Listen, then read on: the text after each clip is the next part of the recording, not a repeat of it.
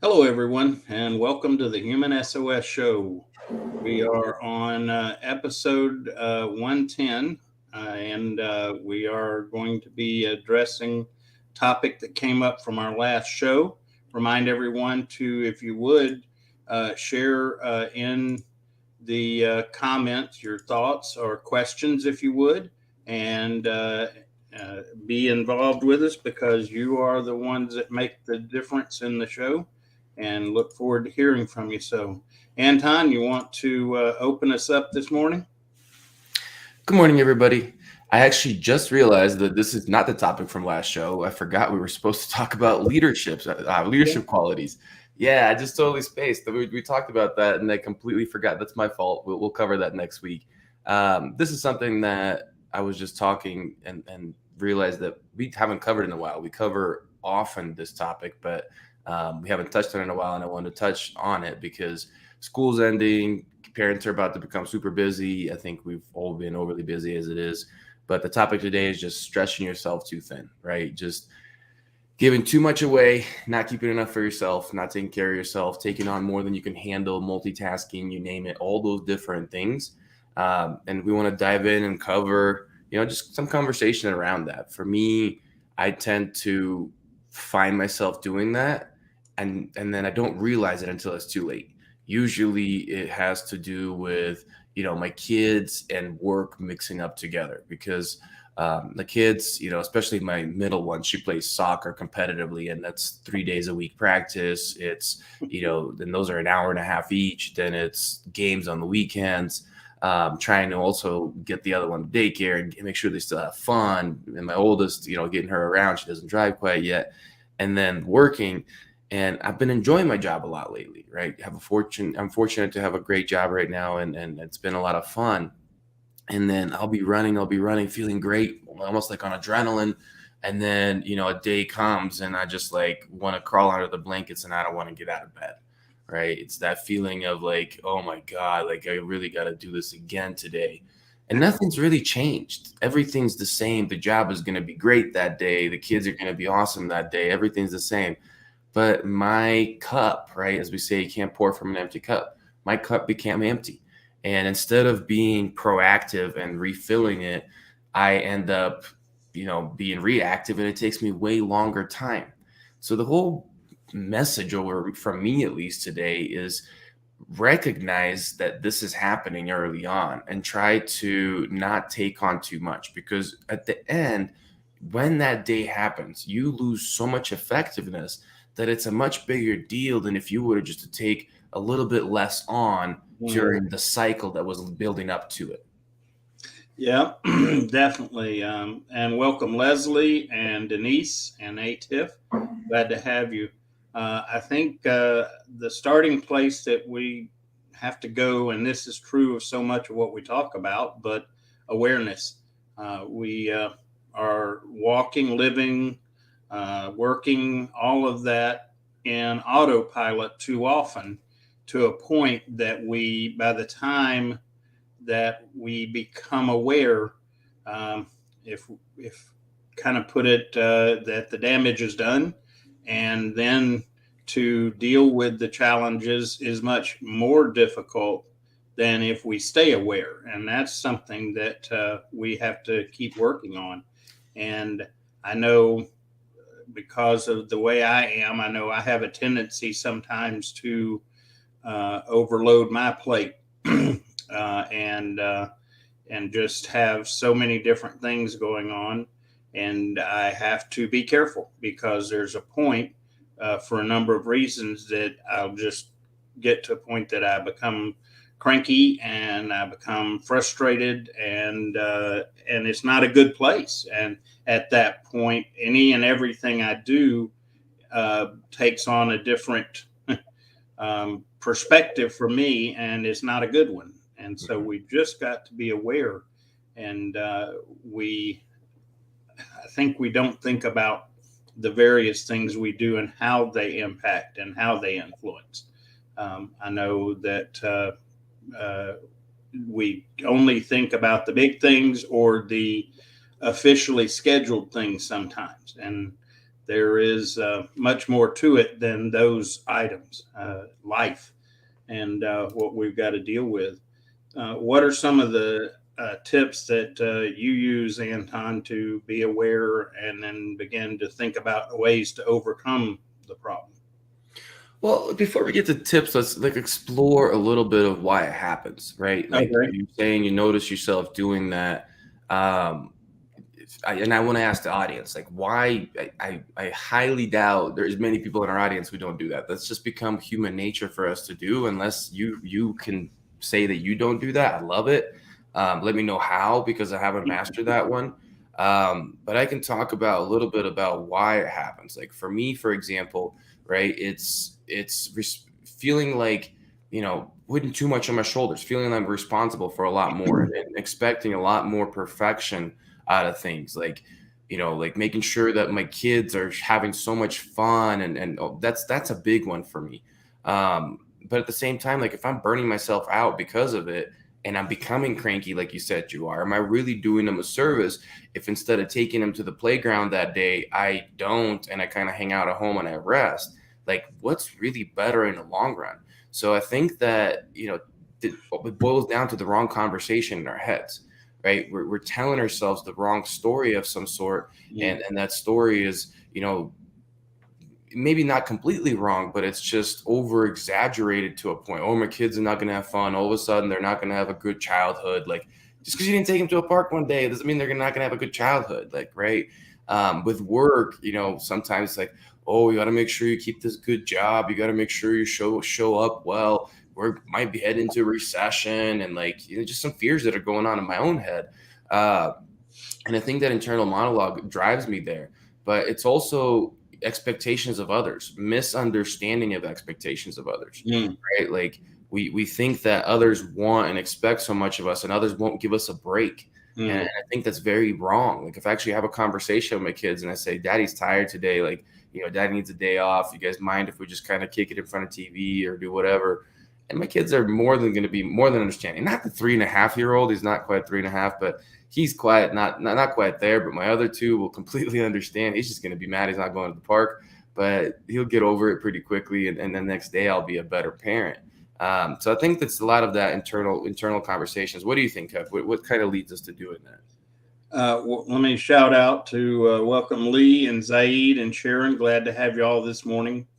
And I agree with you, Anton, that the challenge is that we put pressures on ourselves, and quite often they're more self-imposed than imposed by outside forces. We assume that we've got to be this and that and the other in order to be effective, to meet some standard or qualification. Things like, well, if I don't do this, I'm not going to be a good parent. My childhood's going to be warped. Things like that, and those are quite often they are unreal expectations that we have allowed to creep in. And I think another one is related to again, something we talk about is trying to maintain value. Oh, well, if I'm not doing this, then, I'm just not worth anything to anybody or whatever. And so we've got to really evaluate those inputs that we're getting, the influences that we're getting, as well as our own interpretation of those inputs. Just because I, having been a parent and now a grandparent, I recognize the value of time with children and grandchildren, but there are moments where it's okay to say, this is not a good time, or we need to postpone this, or whatever. And there's nothing wrong. Nobody's going to be permanently harmed. Like you said, if you're dealing with a 2 or 3-year-old, they're going to react, but then 2 and 3-year-olds react to everything anyway. So it's not a good measure to consider. So yeah, it's got to be part of it, the narratives in our own head and how we address those inputs around us, and make choices based on those inputs. Welcome, Lydia. Glad to have you this morning. And so, yeah, awareness, and then consider the messaging going on in our head, and priority. The other thing becomes priority. And, one of the things I observe that makes me a little bit concerned is that we think that we get hung on one priority, and that's priority the whole time. And we have a set of priorities in our life, and those are really seasonal. And we have to then, as rather than balance those, we want to find the right level of congruence with them and how to keep those priorities. But again, it doesn't mean that they have to be top priority all the time in everything there is. And so learning that art form, I guess, is a good a good way to look at it. Just when you're talking about value, it made me think about it, like how vicious of a cycle this can be. And Mm, what happens if, especially we tie in stress, when we spread ourselves too thin, it doesn't mean that we may have stressful events, massively stressful events that cause us to become burnt out and stressed out. It can just be that slow lack of recovery because we've spread ourselves too thin, lack of taking care of ourselves. And you mentioned the word value, and what happens when you're stressed, your internal value is going to go down just because those brain chemicals that are responsible for mm, bringing value and confidence and all that kind of stuff have an inverse relationship with stress chemicals, right? So if stress chemicals are kicking high, those other good neurotransmitters are going to be on a lower side.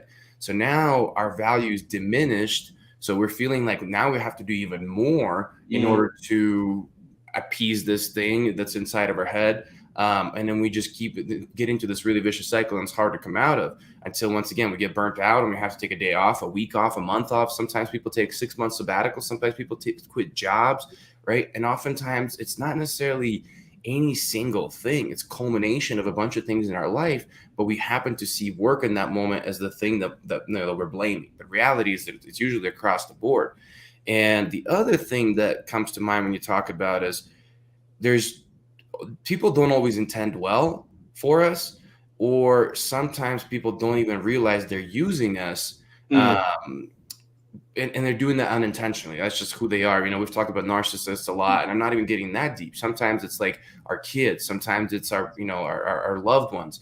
And subconsciously, like the minute we feel that their need is growing because they're asking something from us all the time, and we're in that lower state of value because we're stressed out, now it adds a whole other component of somebody like potentially manipulating us a little bit with that lack of value that they sense and constantly wanting to get more from us. I've seen that with bosses. I've seen that with loved ones. I've seen that with my children sometimes do that. Like, I mean, it's my little one's 3.5 years old. He's already learning a little bit of that emotional manipulation. Like everybody's like thinks they're perfect, but he's not. Like it's human nature sometimes to go there. And he wants to do something, and it's hugs and kisses, daddy, hugs and kisses. You're such a good daddy. Like, and I'm like, oh my God, this is too easy. But then I'm like, oh, I need to teach this kid like to say no. And it's okay if he's not going to, his heart's not going to be broken. I'm not going to be a bad daddy if I do that. But I have to teach him that it's not the way to do it. It's not the way to get your way. But there's adults that do it all the time too. welcome, Ed Mario. Glad to have you. And Leslie, I like the way she observes in terms of priorities that they shift and they will go back and forth. And so we've got to be able, willing, ready to shift. Welcome, Mary. Glad to have you. What something you commented, and I think this is something we miss. We get focused on the big things and think that's where we make our mistake or where we prioritize wrong. That's not usually the case. It usually the case is when we are dealing with the day to day and learning how to deal with those things. And it goes back to this thing, I think anyway, of the concept of work-life balance. We have when we think of our schedule, we think of our work stuff is scheduled generally. and then a little bit of life things are scheduled, but the rest of it is not scheduled. And I'm not one to become too rigid and all that, but I think that a part of the reason that we get spread too thin is we don't see in front of us what we're doing. We aren't cognizant of it. And when you start putting things on your schedule, and we've all got 24 hours to work with on a daily basis. When you start putting things on schedule, you go, wow, I can't do all this. And it helps us to then have the awareness of what we're doing. And then we get to consider, well, okay, I can't do all this in one day. Then what are my priorities? And could some of this be for a different day? And so on. But that's a great way that we can approach this and hopefully begin to see what we're doing to ourselves. Because I think a lot of us aren't even aware that we're doing this to ourselves until we're exhausted and or burned out or whatever result you're dealing with. And then the damage is done on some level. And the problem is the damage is done to us. Rarely is it to the other person who we think we are protecting by our choices. So, welcome, Hawk. Glad to have you with us. So, focus, on the little things. The big things generally get evaluated for priority and consideration, and it's the small things that we get off our radar screen, and next thing we know, we're blasted.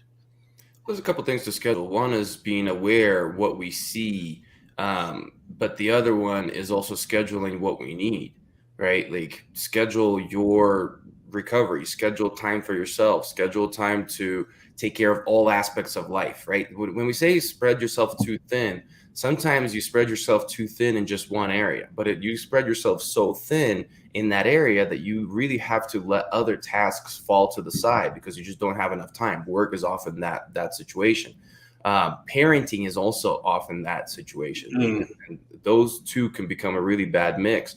So get other things on the calendar. Right. I talk about this all the time. I've talked about this in the show in the past. It's having a life plan, having kind of definition of different components that you are. Make sure that you schedule all those different components in your calendar, not just your work, not just your parenting, because those are the two things that dominate our calendar, especially if you're a parent with young kids who's got kind of events. That's what dominates our calendar. But what about all the other components? Those are not there. So use those just as much. You don't have to have as many of them, but you need to make sure you have some. The other aspect of it is, being unaware of the big picture, right? Like there's two sides to that. One side is what are you doing to yourself in the long run, or how effective are you going to be in the long run by doing this, right? We're too focused on the small thing. The other side of it is we will say, well, it's just today that's like that, right? It's just today that I've overextended myself. And then the next day comes and it's just tomorrow and it's just the next day. And it's this just thing becomes really at the core of what we are all the time. And maybe you're just stretching yourself just a little bit too thin each day. It's not in the grand scheme of things a big deal, right? You think so.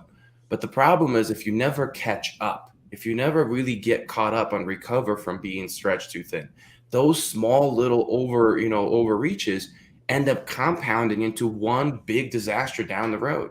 So we really have to be cautious and say, okay, if it's just today, I need to be aware tomorrow. What am I doing tomorrow? I need to be aware of the weekend. How am I catching up from all of those little overextensions over the week to recover over the weekend? Because the reality is oftentimes we dive into the weekend and it's something else. Now I'm catching up on house chores. Now I got to go mow my grass. Now I got to do all these other things. And before I know it, I was supposed to rest, but I never really got to because I've let those things fall to the side during the week so much that now on the weekend, I'm catching up to that, rolling straight into the Monday where I'm doing all over again. Yeah. And one of the key things that we need to include in our schedule, and whatever that looks like, by the way, some people it's a to-do list, some people it's a calendar, whatever. But one of the things two things we do. One is we assume that when we plan something, that the timing is going to be as we expect. And okay, I've been doing this a long time in a lot of different arenas, and our accuracy in estimating time on things, generally speaking, is not real good. We say, okay, I know that we can get this done in 30 minutes. And quite often we're wrong on that. And usually it is on being over optimistic about how long it takes. And then so that starts a small cycle of, well, now I'm playing catch up because now I've gone into another mode. The second part of it is planning something every minute of every day that we are going to do. And that is not a good idea. That is how we get spread too thin, is not taking into account the timing and the volume of things we try to get done in a given period of time, in an hour, day, week, whatever, and really don't purposely put what I call flex time in there. We need to put in periods of time that we purposely say, I'm not planning anything for this time. And because that becomes time for us to renew, reflect, whatever. It's maybe that time to just get out and away a little bit. Plus, it gives us a cushion, because knowing that we aren't always real accurate in estimating our time. And so the more we can do that and consider that, and I teach leaders, I say, one of the things you need to understand, if it's not on your schedule, it doesn't happen, or it gets pushed to the end of the line. And if it does happen, it's always last minute rushed under less than ideal circumstances. And so we just really back to awareness, and then evaluating what we're doing, and don't just look at the big things. Don't just schedule the big things, but look at all of them in relationship to each other. And, oh, by the way, what's our priorities? And, we said, what are the tips? And it's not necessarily a tip. It's an action that we all know we're not good at, is ability to say no, right? We just feel like we can't say no. We have to say yes to all these things, all these people, our friends, our bosses, our kids, you name it. And our capacity for yes shrinks, right? So when we're constantly taking on too much, right, the overall output of what we can give day in and day out shrinks. You just are not as effective, right? It's coming back to the idea of a 40-hour work week. After 40 hours, we start getting diminishing returns. Well, technically it's 55, but the point that with every hour added past 55, you're actually doing less than if you're doing less total output than if you were to work less than 55 hours. Actually, you know what? I think after 40, you start getting diminishing returns. After 50, you start creating negative returns, right? So you're actually dipping into a hole, because it impacts your other 55 hours so much that your total output per hour goes down significantly because of that overload, right? So that's what I mean, but that's just work, right? That also happens in life, right? How many things you can do throughout the day, how many things you can say yes to, starts to shrink because you haven't said no enough. And that's what I'm saying. Having that big view, we need to see that 30,000 foot view of ourselves and understand, like, what am I doing to myself in the long run? But also, if you're a selfless human being, like most of you are on the show, I see your comments, I hear you, what you talk about. Are you really doing people a service if your capacity for goodness is shrinking all the time, right? Is that really the right thing to do? Or is that not? Coming back to the 10% concept that we always talk about, maybe it makes sense to reserve 10% of my day to myself. So then with that other 90%, I can be as good and as effective as I possibly can serving others. Makes logical sense, right? But the problem is when we get into that overstretched cycle, coming back to the stress thing that I mentioned, your brain is not logical at that point. Your brain goes into survival.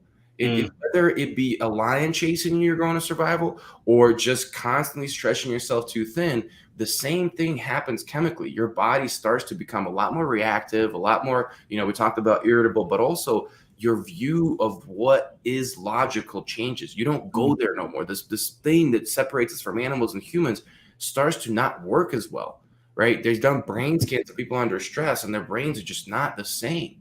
So you have to find ways to slow down, take yourself out of the rat race for a little bit, and become hyper aware logically of what you're actually doing to yourself. And you're going to be like, this is crazy.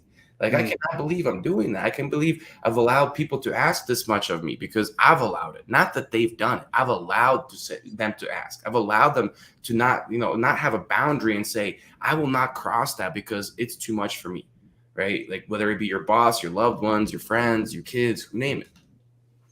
Yeah, Leslie makes an observation, and I wanted to key in on that.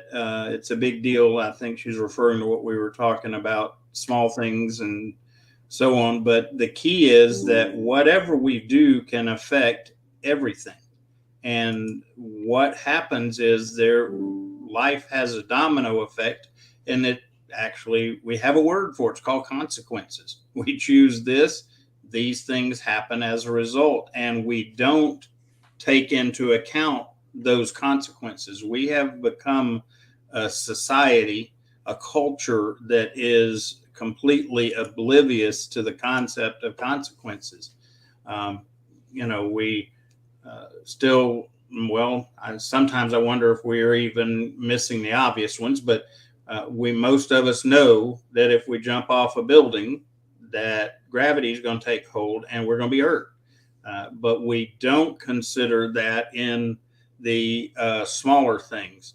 And so, for a good starting place, what is your priorities? And that's something that most of us don't. We would say, okay, my priority is to work and live. That is not an effective view of our priorities. And if we don't know what our priorities are, we've got a problem right there to start with. And deciding what is important to us is a key piece.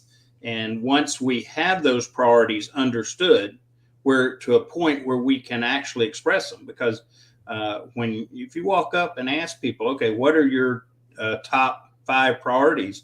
Most people kind of go, and they're going to say something like, to have a good job and love my family. Okay, that's great. That's concept is fine, but that's not an understanding of your priority, because how you go about dealing with those things, that is how you determine your priority. Second thing is that time constraints.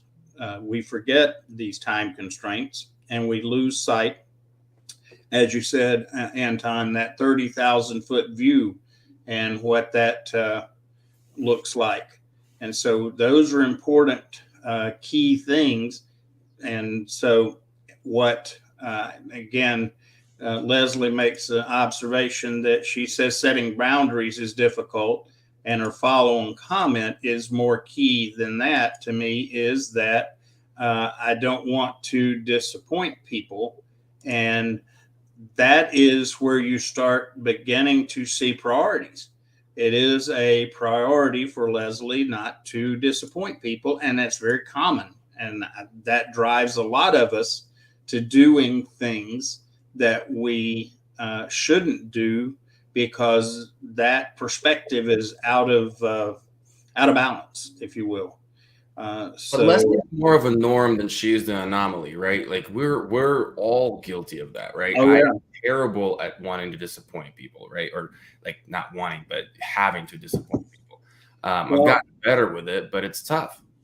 Part of that, it goes a factor in it, and I know I sound like a broken record. Part of that is we're afraid if we disappoint people that they're going to value us less. And again, it's a huge driver in our lives, and understanding that our value is not based on our performance. If it is, we all are failing, and That's a key element that we have to consider and look at. That's interesting. Tying into that, like Mario's comment, why keep being yourself when you could be someone much better? Um, I'm going to take that probably in a different way than necessarily he meant that, but that goes back to being something for everybody else, right? Like that's just, you're not fully yourself. If you're constantly trying to appease somebody else, you're not coming from that inner sense of value saying I'm enough. You're trying to show value in the moment to every single person that steps into your, personal space and says, this is what I need from you. And you're like, oh, I get a sense of value because that person will see that sense of value. So I'm going to do that thing. Right. And then you end up becoming somebody else because you never really become yourself. If you actually yourself, here's my priorities, back to your thing. I can say no to this because it doesn't align with what I need to do today. It doesn't align with who I want to be long term and stuff like that. But so many people struggle with this. I talk to so many friends of this about just thinking like we have to disappoint. But the thing I'm going to follow up with, ask yourself, at what cost?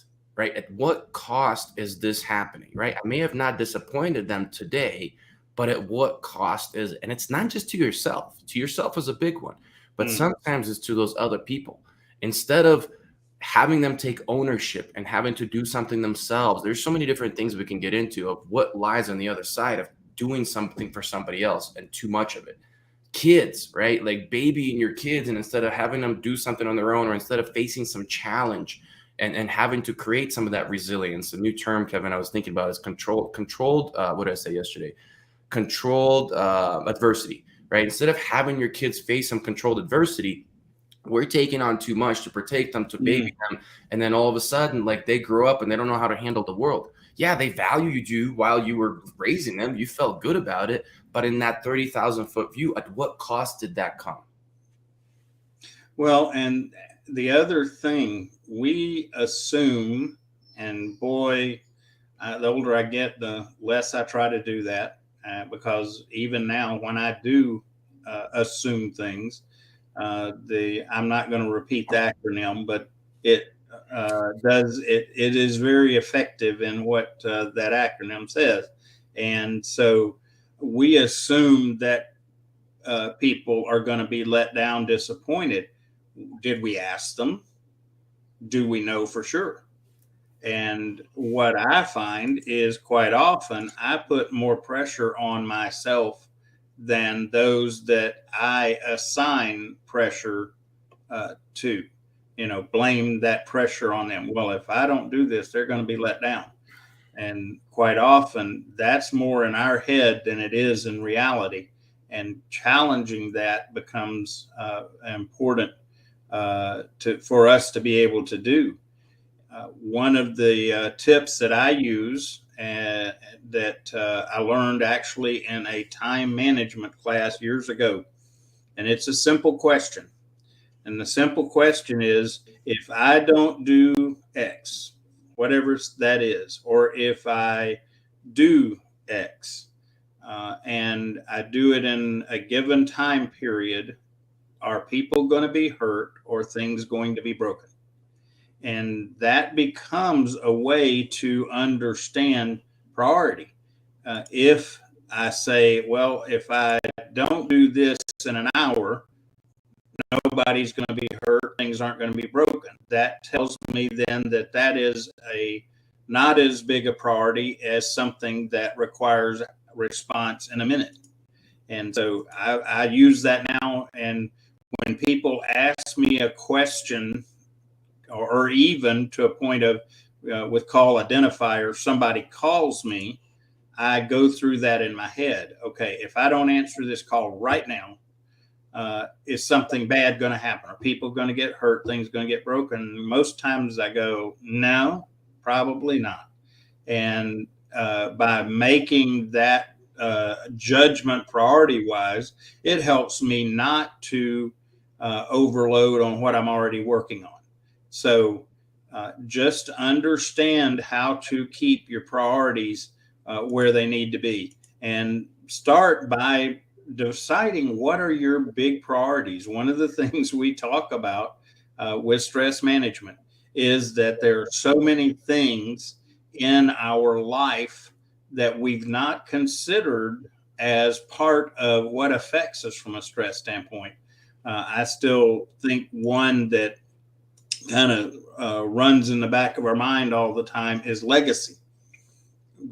Most of the time we aren't consciously thinking about legacy, yet in the back of our mind, the it eats at us, it gnaws at us.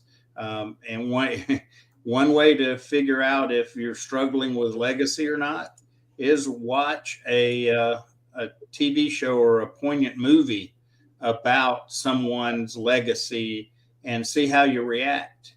And if you get so emotional and going, wow, I wish I had something like that, you got something gnawing at you that you're not even likely aware of, and you need to address it. Those are some of the things that we have to consider, and those affect our priorities. And when we don't, subconsciously they eat at us. Wanted to go to Ed Mario's comments, and that is that the best leaders set people free. Uh, that's essential. And part of the reason that some people are spread too thin is they're trying too hard to control everything and everybody around them. And they feel somehow uh, as a leader that is their responsibility.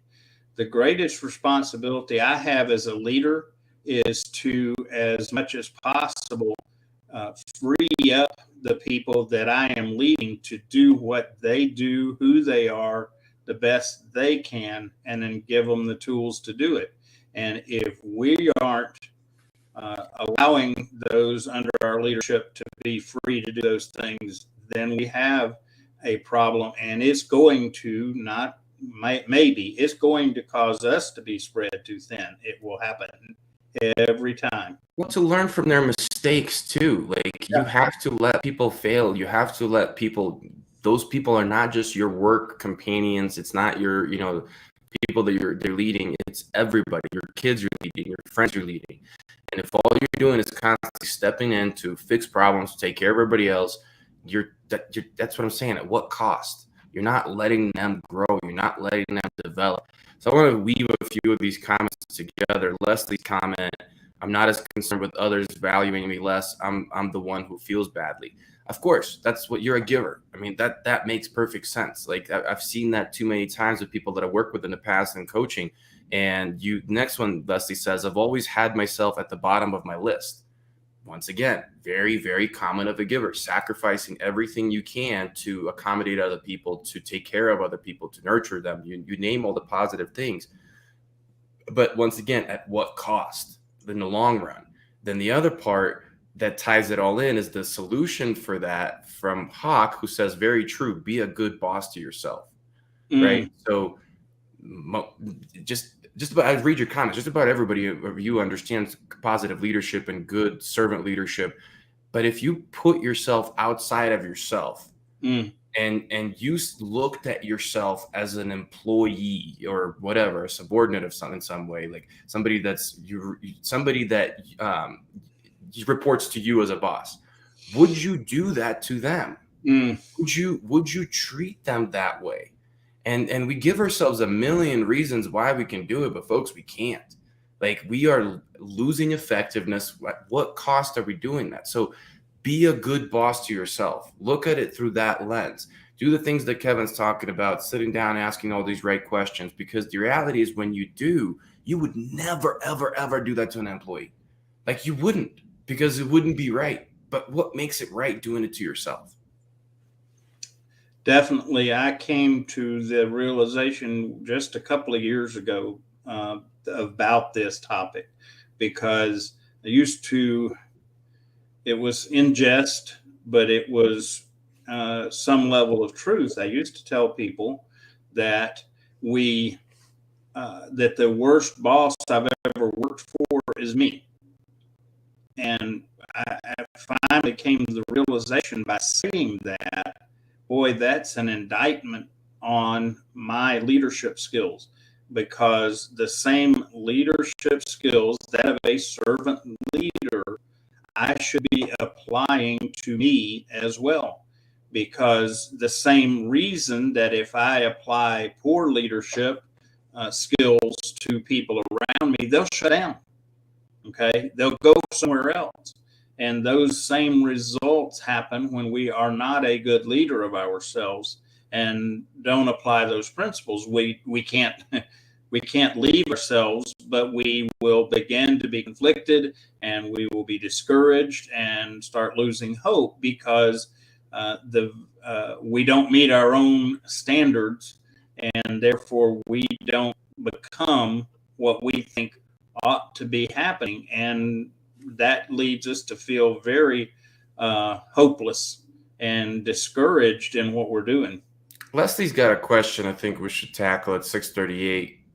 Will you pull that one up? Okay. Question about all the references to leaders.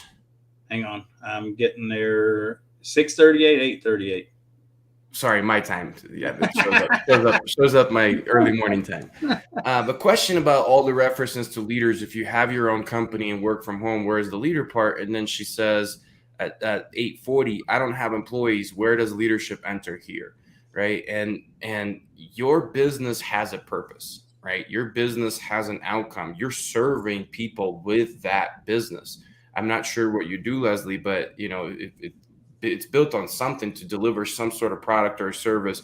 You're leading those people indirectly. They may not be reporting to you, but you're still leading them. The other thing is we don't just lead people at work. We lead people at home. We lead people in our personal lives. Mm-hmm. And somebody who is as much of a giver as you are, you're constantly setting example for people around you that you don't even realize you're leading. You're doing these good things and people are seeing that. Well, guess what? That makes them do.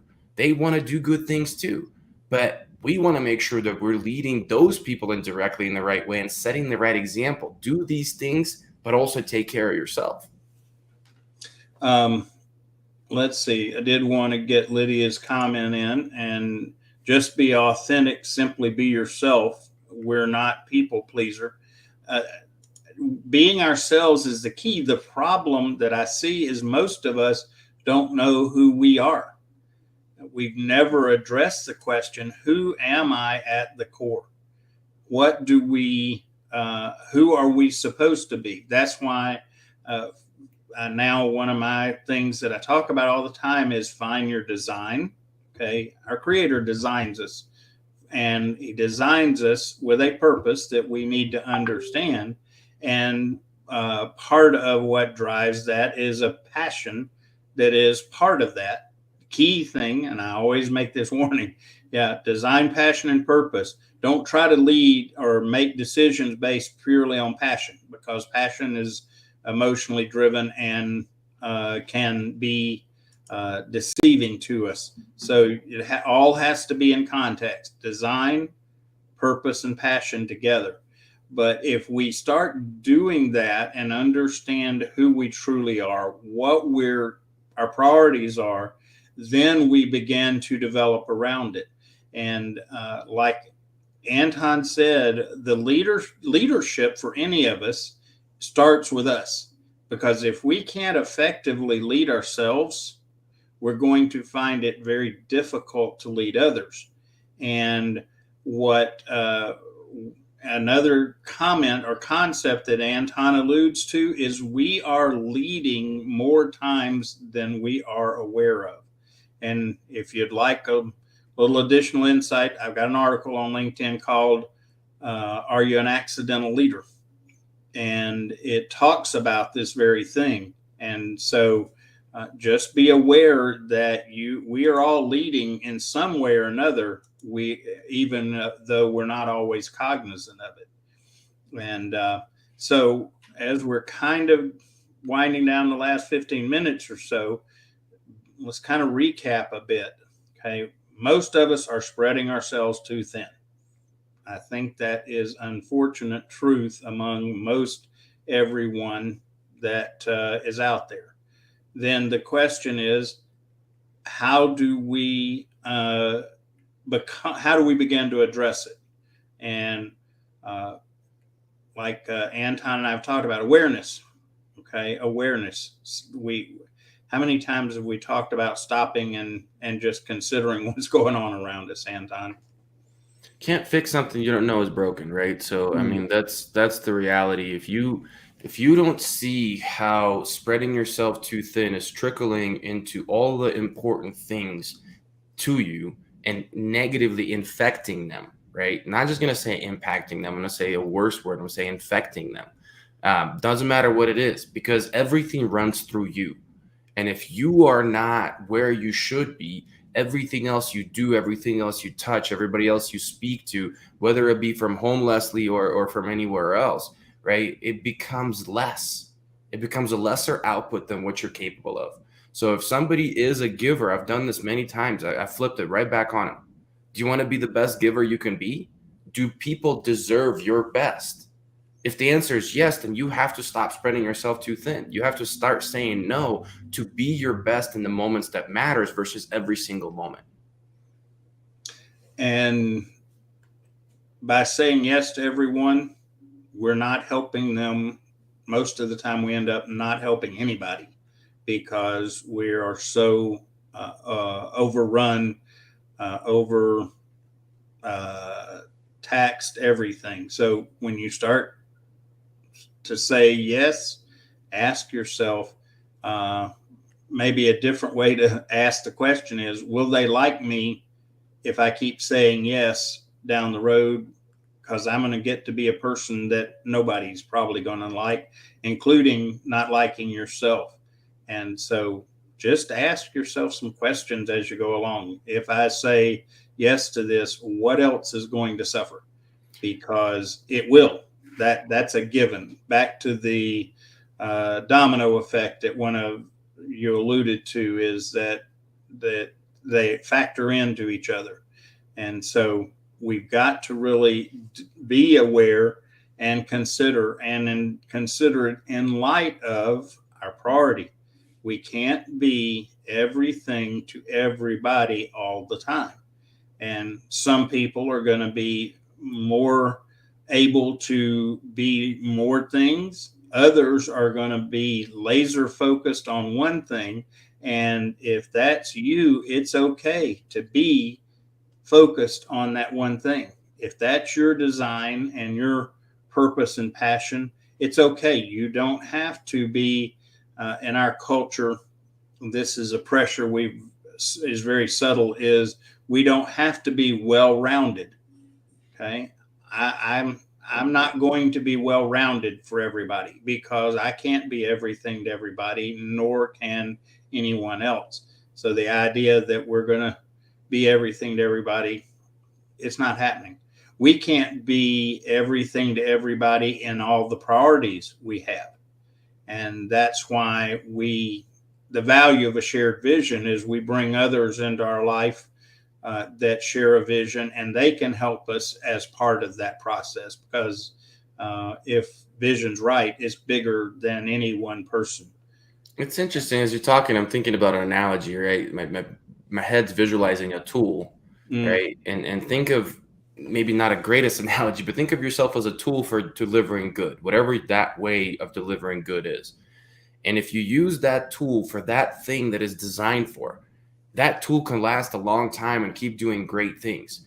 But if I start using a wrench as a hammer all the time, you know, for a while it may work, but after a while that wrench becomes dull, it becomes messed up, it can't grip things as well because it's just gotten beat up. So now when I have to use a wrench when it's intended to be used as a wrench, it's no longer that effective because I've been using it as that one thing for everybody, and I shouldn't be. I should specialize in what is designed, what matches my vision, what matches my desire to do good, but also what matches my opportunity, mm. right? Where's my best opportunity to make the most impact with what I have, with what I'm designed to be?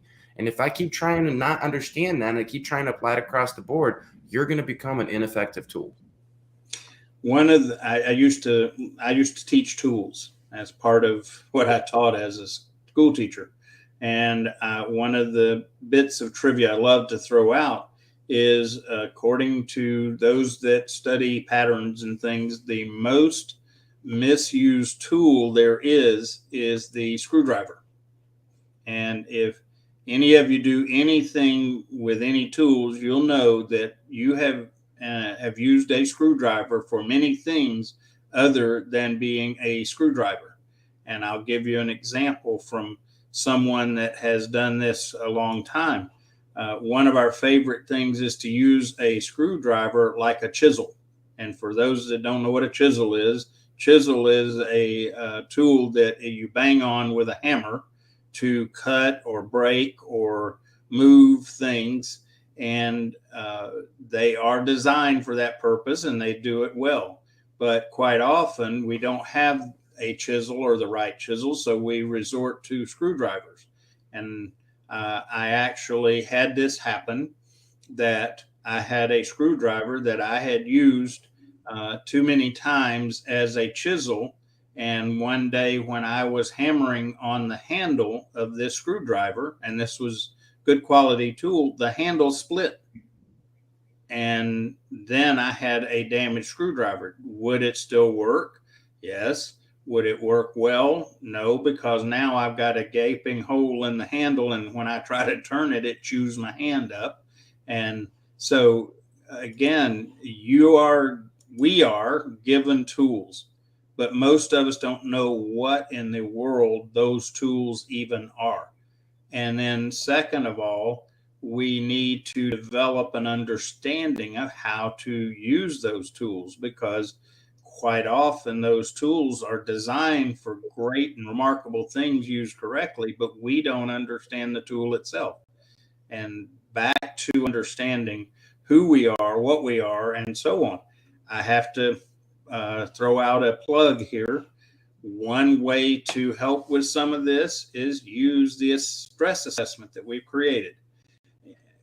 Part of the value of that assessment is it's insightful into ourselves. There are a lot of tools out there, personality typing and temperament typing and strengths and weaknesses and all of those things. But this assessment helps you begin to figure out who you are, as well to understand ultimately where you're stressing. And so I would encourage you. It doesn't cost anything. It's on our website, perspectiveforce.com, and you can take it. The results, just so you'll know, the only people that see the results of the assessment is Anton and I, and we don't sell it, your information to anybody or share it with anybody. The thing that we do with it is if someone wants to have a consultation or an exploration call with it, we ask you to take that assessment, because it helps both you and I know what are the areas that you're dealing with. But at the end of the day, it also gives you insight into you. So just a free tool that's out there, and have to put that plug in there. So spreading ourselves too thin, most of us doing it? Yes. Why are we doing it? I think starts with lack of awareness. And I think contributing factor is that we don't understand our own priorities and let others begin to control our priorities in different ways. And sometimes it's unaware of their behaviors. Many times it's because we're trying to please everybody all the time to be liked or accepted. How do we begin to avoid some of that? Anton, thoughts on tips on avoiding getting spread too thin? Some practical. Just big picture. I mean, it's you already mentioned a few things. Slow down and become present in the moment that you're in. Take yourself with your mind racing a million miles per hour to a different direction of what can happen or what somebody may think or what you will think or whatever. And just put yourself in the present moment, become aware of it, ask yourself some logical questions to really pull away from this immediate thing and look at the bigger picture. Look at what you're doing to yourself, or maybe even through that to others, by spreading yourself too thin.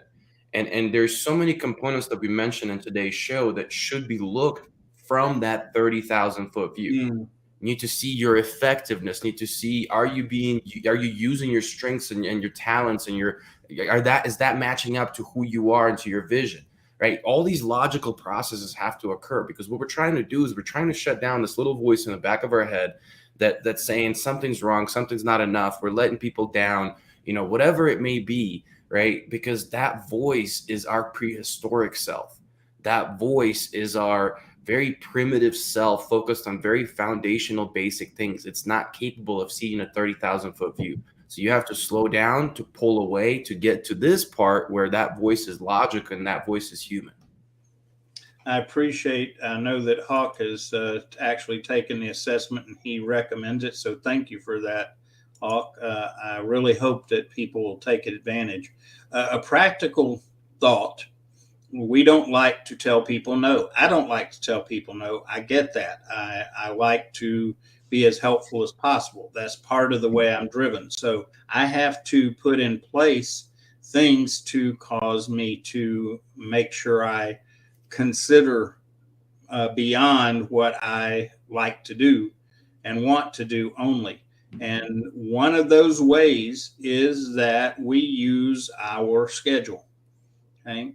Part of the reason that I believe a lot of us are this way, say yes when we shouldn't, is because we think, okay, well, for that period of time, I don't have something specifically planned or scheduled that comes to our mind. Well, I'm not, I don't have to be in a meeting. I don't have to do this. It's not scheduled.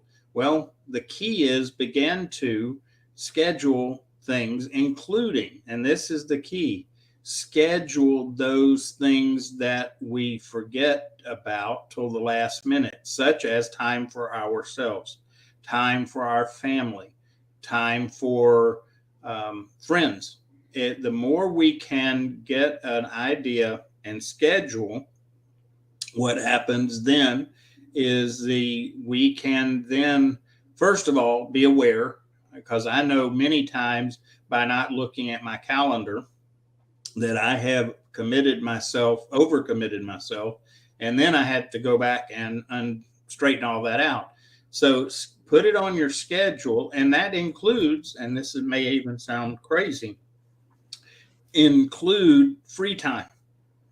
Okay, unplanned time, plan some unplanned time.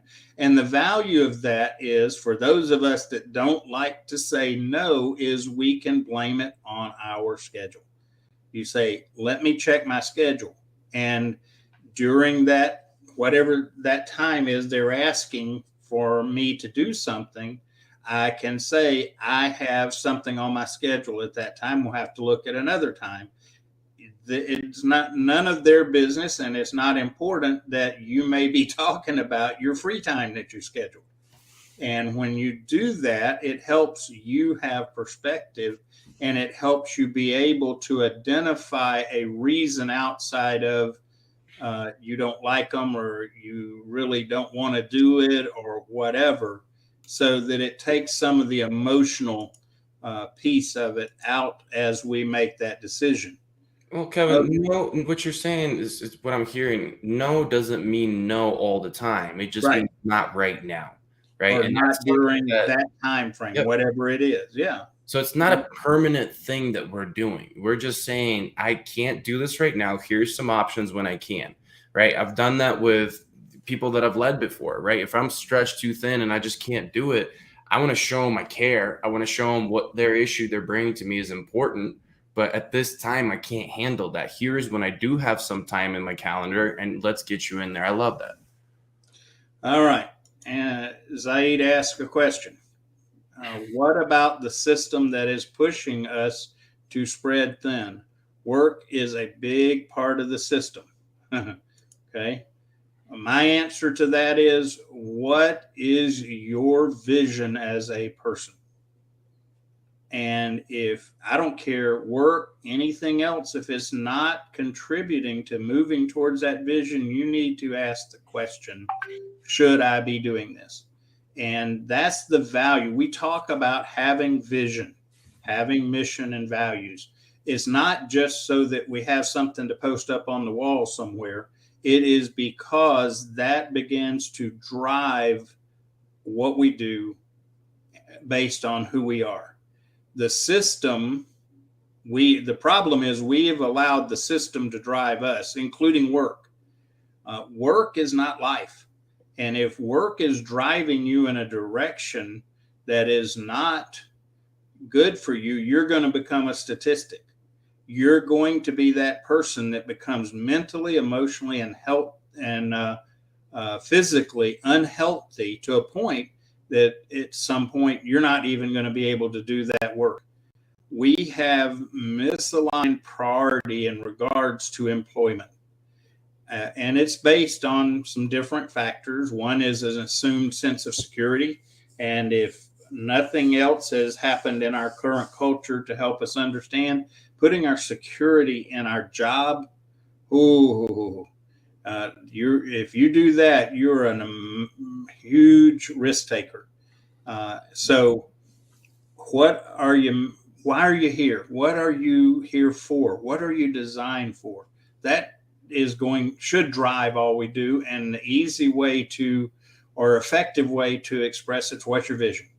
And if people come to you or you look at a job and it doesn't fit what God's vision for you is, you need to ask the question, should I be doing this for any reason? Because I can guarantee you this, and this is part of what we're about, is if you're doing constantly things you aren't designed to do, that aren't important and aren't priority, you're going to pay a price physically, mentally, emotionally, and spiritually.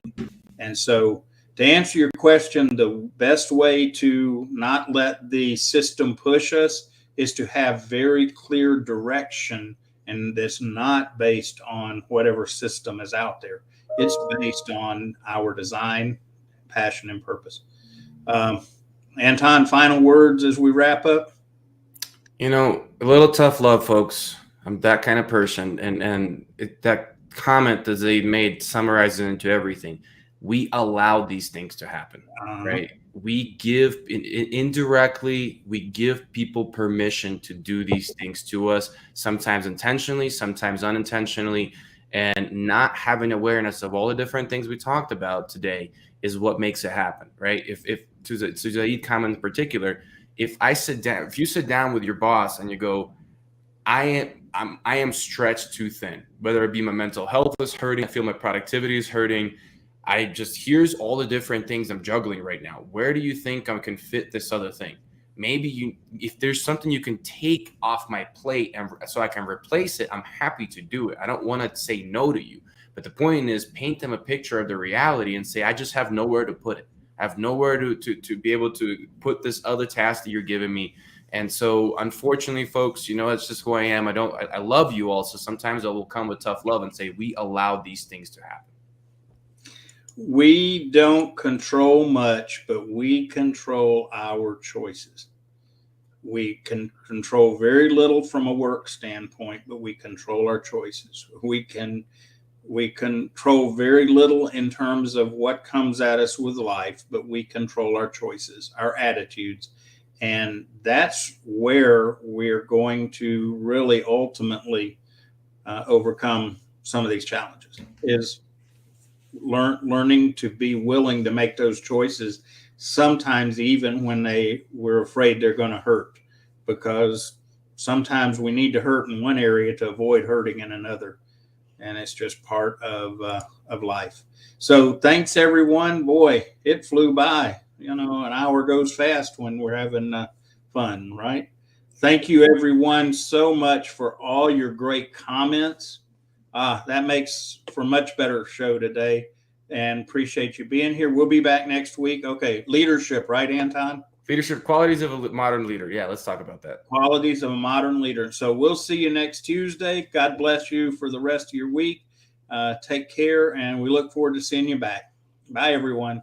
Bye.